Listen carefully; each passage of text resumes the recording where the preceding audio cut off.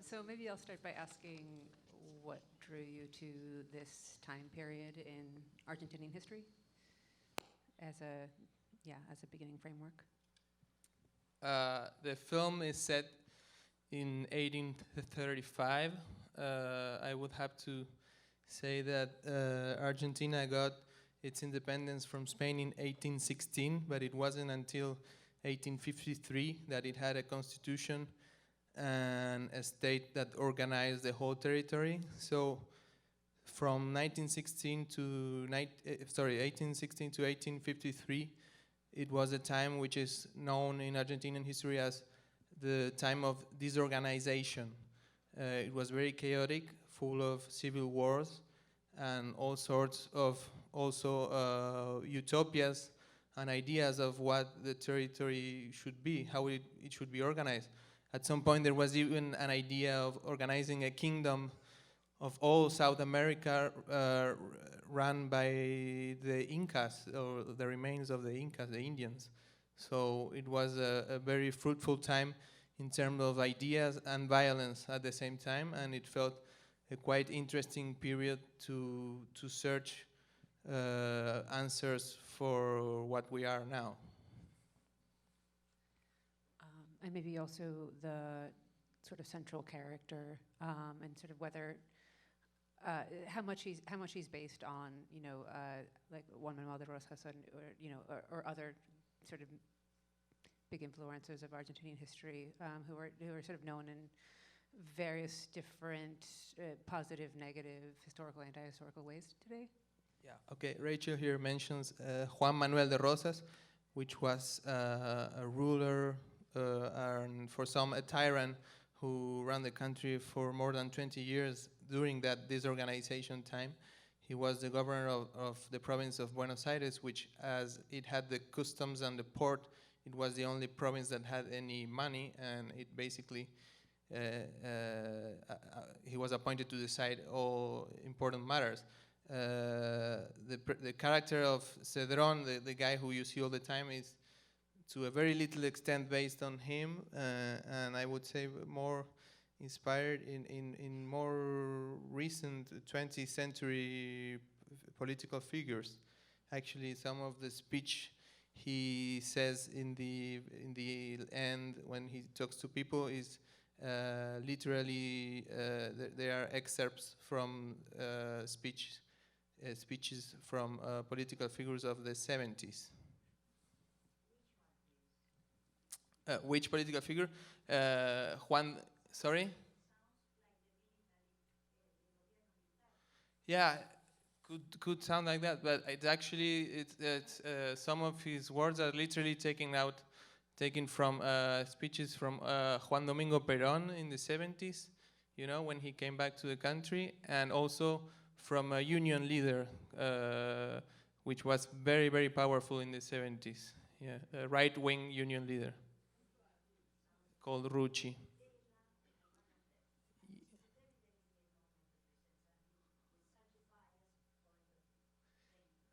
Okay, I agree with you. Yeah.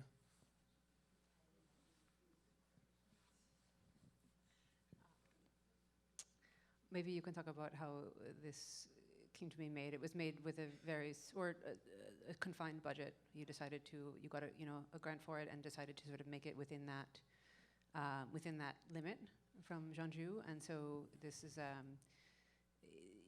there's an aesthetic out of that it's very beautiful, but it's also very contained. And maybe you could speak a little bit about that in the process of. Yeah, as Rachel says here, this film wasn't really planned in advance a lot.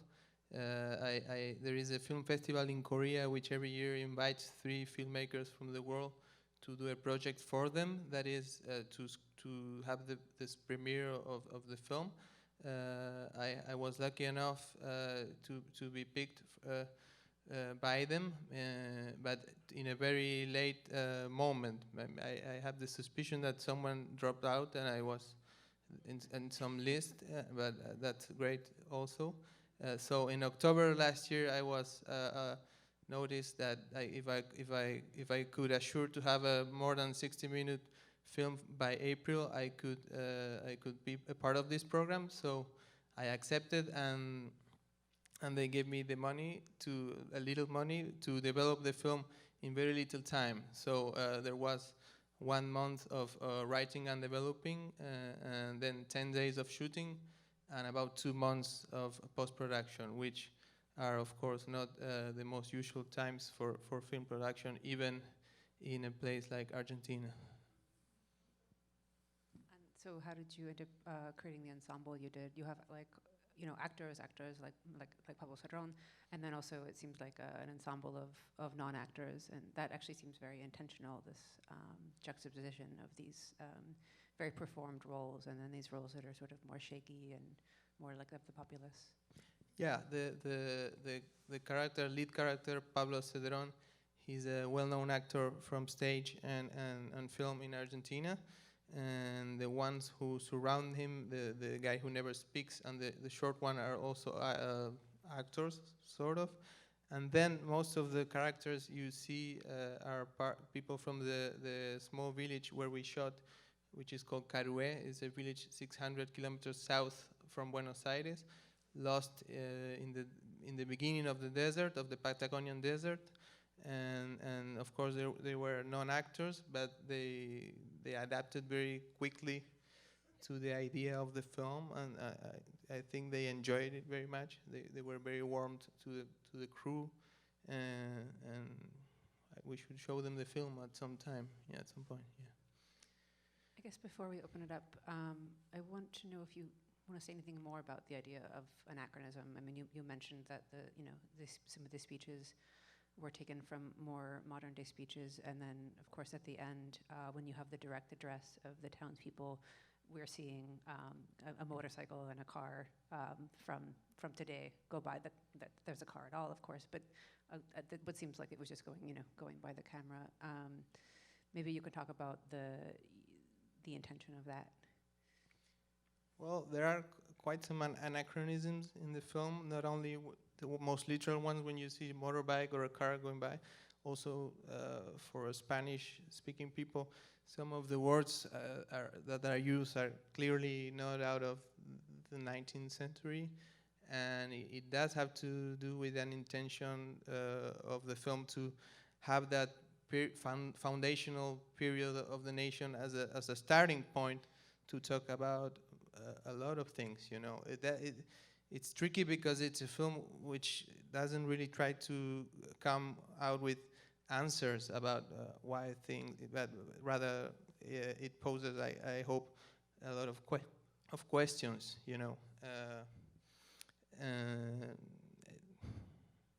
It's basically, to me, it's a film about rhetoric, power, how we are continuously led by a circus of declamation, our politics. But I think it's not only in Argentina, has becoming a circus of packaging, a speech and a competition of declamation. It was made out of that feeling, sort of an anger, if you want. Questions from the audience to start?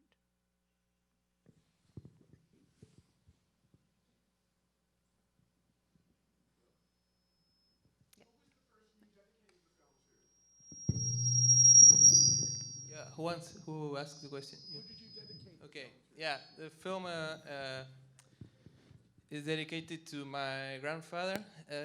He died 2 days before the shooting. Of course, he was my grandfather, and I love him. But also, that's not the most important thing about him. He was at some point a guerrilla fighter, from a far left organization. He lived his life in exile in France, and when democracy returned, he never wanted to come back to Argentina. And last summer he came back for a holiday, and he died, very strangely, just a couple of days before I started the shooting. So it felt really right to put him there, because it was through him that I learned a lot about politics and history, by talking a lot. I studied in France at some point, and I would live at his place, and we would spend a lot of nights talking about history and politics. and basically on how he was frustrated with, he had been disappointed by everyone politically, I mean, during his life. So the film has a lot to do with that, and I felt right to put him there, you know, yeah.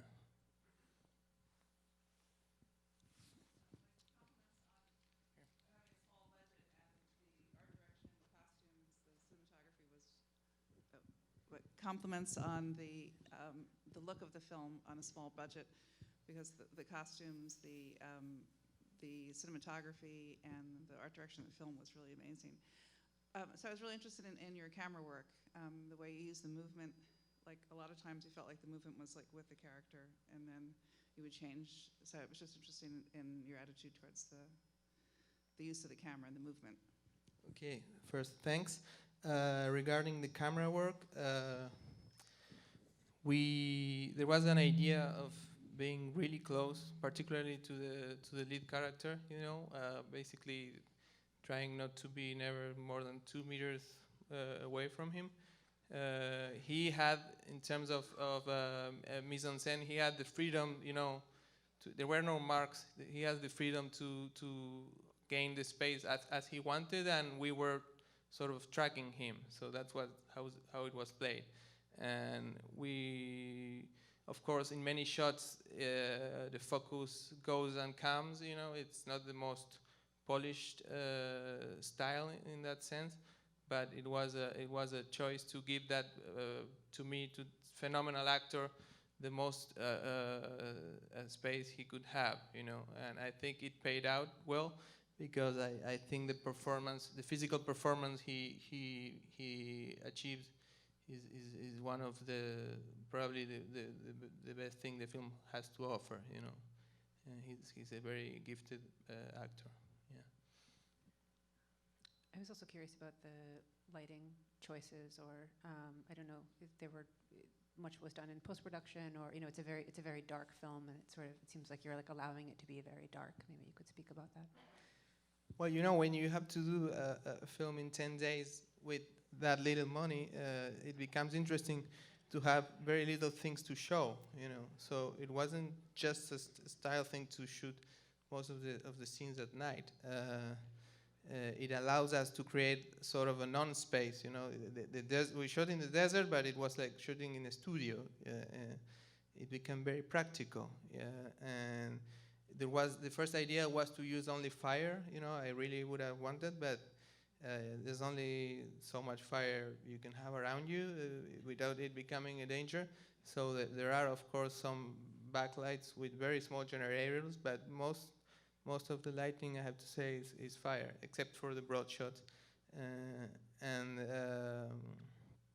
What else? Then there's the format. You know, I always get asked about it's a square 4/3 format. Has to do also with the question the lady over there. It allows you to, if you're in a square, it allows you to show a face and not having anything else bothering you. And this was a film about a guy, a presence, a physical presence, and a face. So the square was the perfect ratio to be close to that face, in intimacy with that face. You know, that was why we shot in that radio. Yeah. Oh, yes. There's a question there. This time period that you're describing, does it relate at all to the gauchos?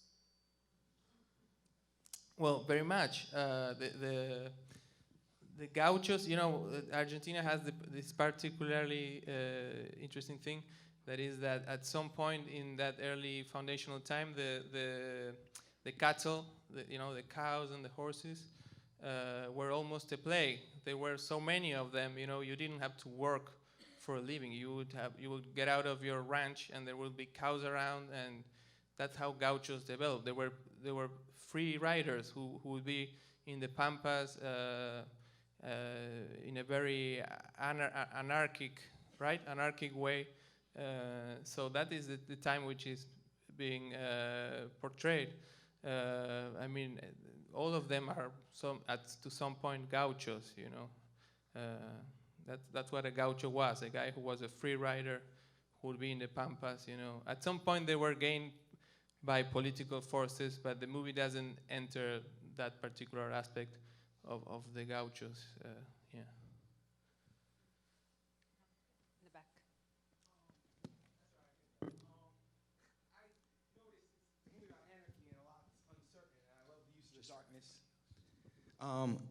I love the use of the darkness for that uncertainty, and I was thinking there might be more death, actually, and there was only two, and they seemed to be older gentlemen, and I was wondering how intentional that was, and if you could touch on that.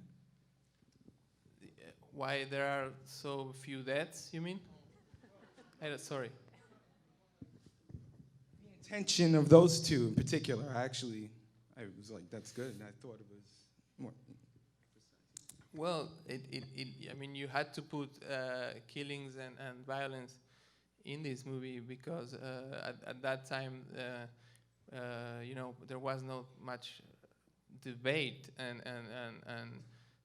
discussion of ideas. You know, it was the force was what was ruling politically. So I had to show that things were imposed to people. You know, you were not asked to join this or that. You were forced to or confronted being killed. I don't know if I answer your question.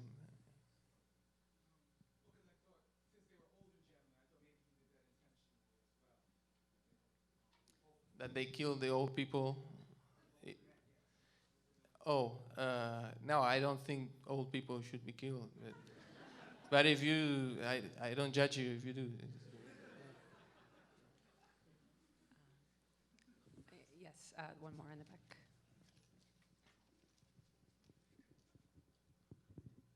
The role of the indigenous people and the autocrat and the symbolism of the chair, please. You said Cherokee, sir? The chair? Chair, okay. There was a deliberate choice not to show indigenous people, which of course were very much present in the everyday life of Argentina at that time. Mainly because at the film is sort of set in a border region.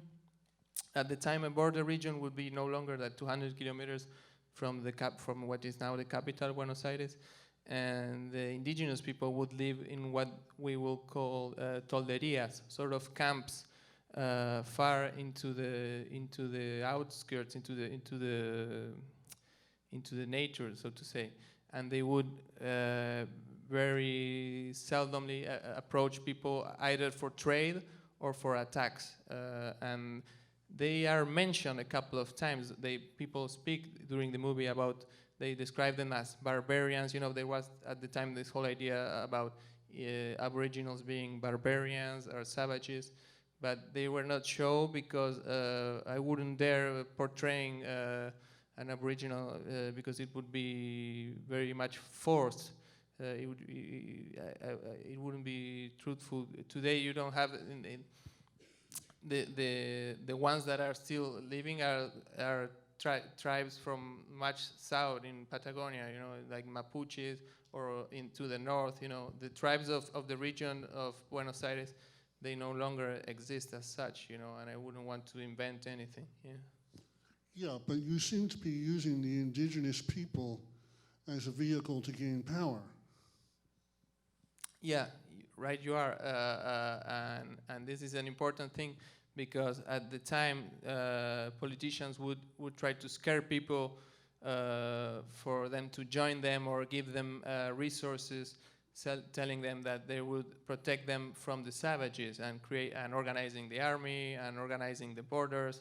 And I guess it was important to put that in this movie because it might sound familiar with some speeches we hear today, right? In relation with many subjects or borders or migrants, or in Argentina is more of a social classes issue, but the figures change, but not the figure. The speech is basically the same, I think, through time. Yeah. We can take one more if there is one. Yes, in the back. I have a question about the epilogue. of the film. Oh my goodness, the line. For the actors at the last moment when they're reacting to the scene that they had just witnessed, were those lines written for them, or were you asking them to react as themselves to what they had witnessed, to the scene they had performed in?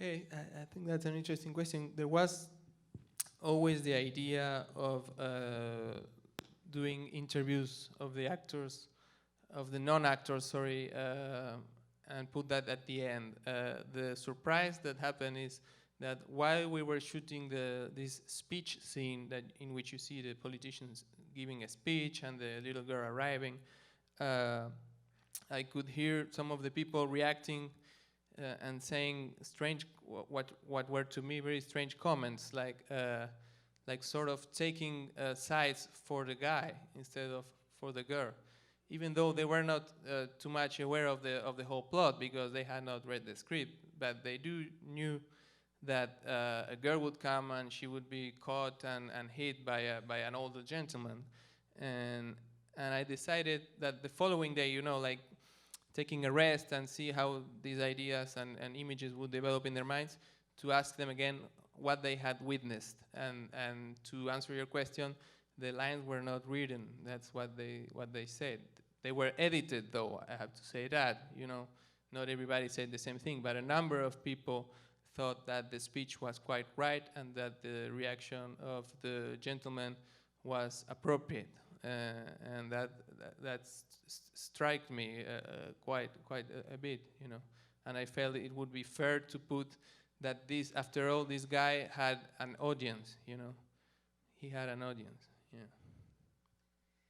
I guess my final question is, after this, and in consideration of your previous films, which are often about sort of Argentinian social history, will you continue with this as a subject in your future work?